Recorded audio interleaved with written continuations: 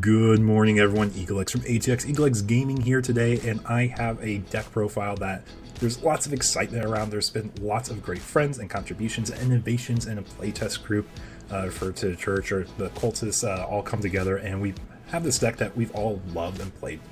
But before we go ahead and get started with the deck profile, if you guys enjoy this content, don't forget to like, comment, and subscribe, as it lets me know I'm going in the right direction for this type of content. So let's go ahead and get rolling along here with the deck engine and the concept of what's going on here. So I want to introduce some good friend Baus here if you want to say hello. Yo. This was a deck that Baus and PsychoFeather playtested and innovated the concept for together. And the whole concept of the Royal Knight control build is that we're focused on getting to that countdown timer, that big Yggdrasil play, where you're able to do a one-turn kill with some of these control elements, especially when we knew that the format was going to be very heavy with Shine Greymon, Mirage Gal, Bloomlord, and even Greymon pile decks. We wanted to have answers to kind of counter them. So when we have options to answer wide board, single stack decks, and ultimately stall to that Omnimon win condition, we really got to give a real finisher for a control deck. So Baus, something I want to ask you is when did you guys really get the concept of blending these two engines together of like a heavy control play style and Yggdrasil deck overall? What was the inspiration behind it that made you do that? Well, that was probably 2 or 3 weeks before BT13 dropped, where I came to Psycho with the prompt of, can we make Yggdra control work? Because regular Secon wouldn't beat Shine often enough, in my opinion, with Magnus just dying. Venus would just die. Any conventional way to look at it wouldn't really work, so we saw that there was a lot of just generic utility in all the Royal Knights, so we just kind of bounced ideas for a while. Yeah, because we came up with it. Because the deck to begin with is very toolboxy, and you find ways to squeeze in cards, and people find it really hard to cut certain cards down in the deck. And I know we'll get talking to it a bit more when we move over into the deck profile overall, but there's definitely a whole lot going on here. And when you look at the decks that you're expecting to see, Mirage Gal, Bloomlord, Greymon pile, Shine Grey, did you feel like you were answering all those decks really well in the initial counter build? Yeah, pretty much. We were also aiming to hit Belfa because we were expecting more of that in the Holy Flame, since we can Holy Flame the stack and then it gets affected on their turn. Practically going 1-for-1 sleep mode for Holy Flame. Yeah, because it's a lingering effect on the stack, which would make a lot of sense, targeting Belfa as well. Okay. Yeah. Beautiful key point there. So I guess for people who aren't aware about how the deck plays out, some of the deck starters and concepts I just briefly want to go over is Magnamon and Dynasmon. These are your uber best starters for the deck, because with Yggdrasil's or Yiggy's discount from raising on turn 1, you're basically playing your cards for 5 less, which means Magnamon is a 2 memory kind of choke in a sense that gives you a draw when it gets sucked up, or Dynasmon, which is your 5 memory searcher that helps consistency. And then worst case after that, you can look at a Tamer or Mechamon. This is why some builds run BT8 Magna. But here I kind of want to pivot this into one of our playtest group players who piloted this deck recently to get his Nationals invite. Spent, I want to welcome you. You want to say hello to everyone real quick? Hi everybody. So Spent, you just recently piloted this deck in Regionals, and I kind of want to ask you some of your thoughts here on the openers. When you're playing this deck and you're looking through your plays, how often did you find yourself with these strong openers? With the new Mulligan system, it's actually not that hard, I feel like, because you're basically looking for one of these 2 cards, basically, the Magnamon and the Dynasmon. If you have either one of these, it's actually, feel like your starting turn is amazing. If you're going second, ideally you want Dynasmon. If you're going first, you want Magnamon. But even playing Dynas, if you're going first, giving them 5 memory, it's not that bad, because you search your deck for top 4, pull 2 out, and the 2 cards are such utility, because if you know what you're facing, you can take like you see one of the Royal Knights, oh, I need this for this matchup, I'll just take this and then I can use it later when I need it. Yeah, and that's actually a really strong key point for shifting over to our next slide here, because we're going to be showing the deck stencil. When you look at a deck, this is a starting point for what you want. Because Dynasmon, like you're mentioning, can grab any of the toolbox cards, and these ratios aren't stable in any way, shape, or form, because depending on how a format evolves, if we see a lot of Greymon piles pop up, you're going to see more Alphamons be relevant, as it stops a lot of the Greymon piles from being able to swing security and raiding. However, they have ways to adapt as well, but like if we see more aggro decks, you can see Jesmon pop up. If we see more go wide decks, you might even see different removal options being played, but X Program is such a strong staple card in the deck, especially with a white base. But as I mentioned before, this is a deck focused on setting up the pace of the game until you get that final OTK turn through the Omnimon on play. And because we build this deck into a different stencil, it has a different matchup spread than traditional Royal Knights. So, Spent, just because you piloted this deck most recently, I believe you got a 9th place finish in one of the Gen Con Online regionals. Tell us about that run, some cards you really like, some adaptations you can see coming in the future. So the biggest thing about like this deck was the versatility and the way you can play it out in different ways. The big things I really liked were basically X Program was one of the biggest cards I think in like anything, because I faced a Bloom player and I was able to play that out and wipe 7 bodies off the board, which is absurd. And then some other things that I would consider, the cards that I really wish I could have seen more were what were they? They were All Force would have been nice, because being able to basically strip sources and bounce anything is pretty useful, especially with like a lot of protection like War Greymon, when it has like its Greymon X or even the X antibody. Well, the X antibody kind of gets around that, but it still does a really good job. Other cards like another like situation I would kind of consider is the Jesmon Ganku ratio, because Gankumon I feel like is almost like a wild card in this deck. You can basically reuse any card that's underneath Aegisil already. So if you can tuck something under, or you get something under early with like the Omekamon or the Purge of the Royal Knights, you can go, okay, I can use Gankumon to pull that out and use its effect again. So like if in my example in my build, I only played 3 Omnimon. So if I didn't find the Omnimon with like a Dynasmon or something like that, I could use Gankumon to pull out the Dynasmon and do the effect over again to search another 4 cards off my deck, which would help me dig further and search for that Omnimon that I need.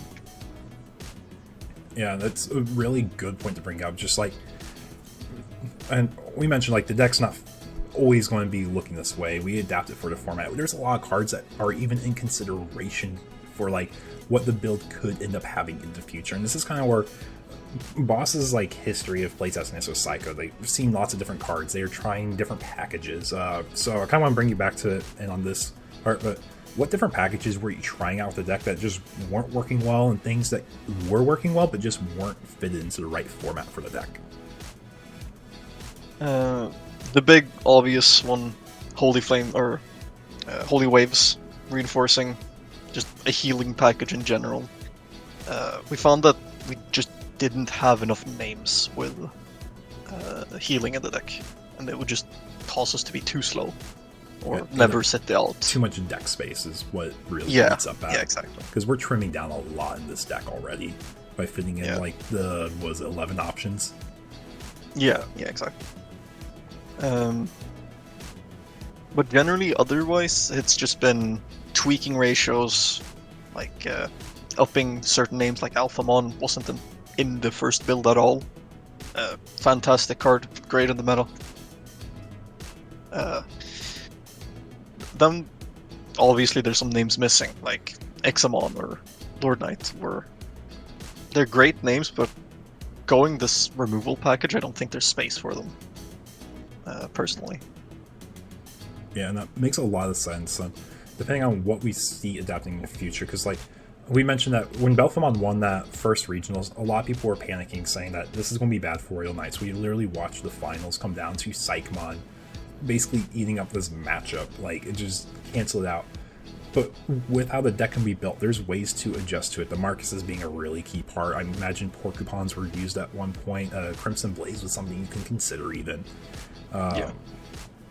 The 2 Jesmon was to respect specifically that matchup.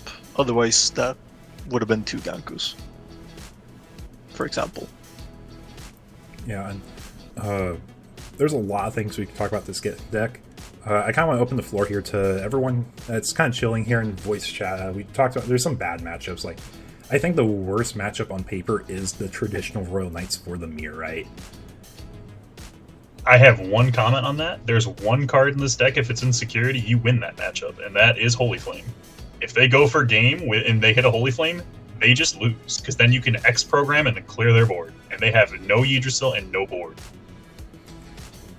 Yeah, in testing with Psycho, this into mirror has actually been 50-50. It's a very close matchup. You can win on just straight looking out the Holy Flame. Or them just not being able to deal with your constant removal. Okay. And I know a lot of people have probably mentioned before, but Blue Flare seems like a rough matchup into the deck. For people who've piloted this deck, how did you find yourself navigating that matchup?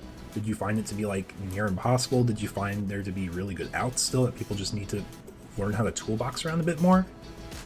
The big outs I saw were Leopardmon and Ulforce. Those are probably your two best cards in that matchup. Because Leopardmon, once you do the Omnimon play, everything basically becomes a blocker every turn as long as you keep playing it. And if you get enough blockers with a big enough board, they can't stun them all. And they are too big for them to swing over usually.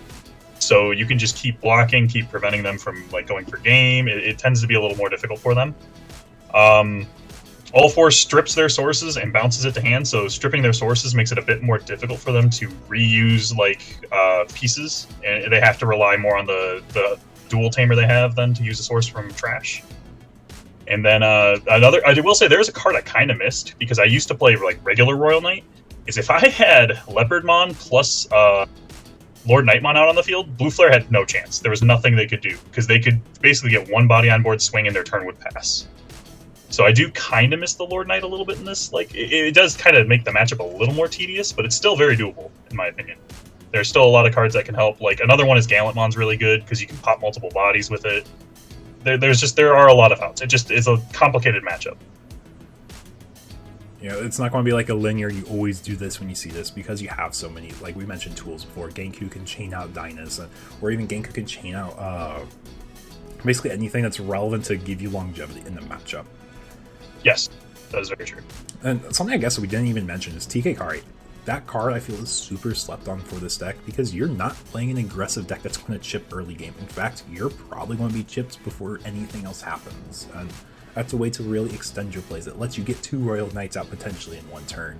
It gives you a way to do Royal Knight, a little bit of spot removal with like Holy Flame, and then maybe even finish the turn with like a Royal Knight Purge option. TK Kari paired with Leopardmon is insane in my opinion. Because yeah, I almost wish I would see more TK Kari too. That's another card because if you have Marcus and TK Kari out, you're always going to 5 basically with this deck, unless your opponent never swung at you. But most matchups do in the early game. Blue Flare with Gaussmon, Shine Will with Marcus, and like there's just so many decks that will do a chip early on. So it's a great way to adapt to the meta and punish them for sure. Yep. And going to 5 memory, if you get Leopardmon out, you can then play another Knight for really cheap, and you pass turn like very like reasonably. So it's actually kind of really nice.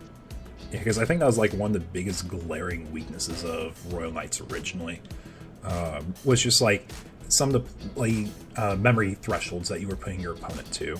And I'm assuming that's where Marcus and TK Kari and even some of these options came into play of fixing some of those turns. And we mentioned conserving the names of the different cards in the deck as well. There was a time where actually there were several points in this, like when I was playing in the tournament, where I would just play Holy Flame to pass them to 1 memory. There were times, like a lot of times, because I'd play a Royal Knight, I'd go down to like 1 memory or even 0, and I'd play Holy Flame to put them to 1 because they had no memory setter and they were just stuck at 1 memory then. Yeah, that's something you can do really well if you play Kentaurus, and then if you didn't do the Holy Flame or Lonky Tuck, you could use the Holy Flame after, similar with Magnamon. You slam that down and pass turn. It's a great way to be efficient. Yeah, because even going second, if I had Magnamon out and they put me to 3 memory, I would hard slam Magna for 2, then play Holy Flame putting them to 1. Especially against Shine Gray, because Shine Gray, they'll most likely just have a rookie in the back. If they promote and they Digivolve, if they don't have the Marcus that gains them a memory, they just pass turn. Yeah, it's a really solid point. Before I wrap up the video here, though, I would love to open the floor for any other open thoughts, questions, just anything else to say about the deck, because this is a really cool deck, and I have lots of great alternative cards you could consider when building the deck. If you want more search or different types of search, Sistermon Blanc and Blue Card are great options to consider. If you want different types of removal, Odin's Breath, Crimson Blaze, Wyvern's Breath, Heaven's Judgment are valid. If you need more names, we mentioned Lord Knight could be really good. Examon could be used, Gallantmon could be used. And this is excluding like the BT13 ones that were more commonly seen. Like, this is where innovating can really come up and adapting to a locals meta or what you expect to see in a regionals meta. But open for any other comments, thoughts to go along. One thing I do really miss is when I played the original build, the Examon is really clutch. Because if you had an All-Force and a Leopardmon out after you do the Omnimon play, you can Jawgrass with it, which is really good. Referring to EX3 or BT13, just to clarify. EX3 Examon, much better. I think EX3 Examon's much better than the BT13 one. Yeah, because it works a little bit better in your early game plays compared to the late game plays for EX3. It also has more removal, I feel like, because you could use that to remove a Psychmon, per se. Because you can pop it out with Purge, swing, unsuspend, suspend their Psychmon, and then swing over it. Very valid line of thought, especially for just, I've mentioned it so many times, how a meta adapts to this. And even if people know how this list is built, you can always throw in a surprise factor. You can always change how it's going to be played. I mean, heck, you could probably even mess with other tamers to some extent, instead of just these two.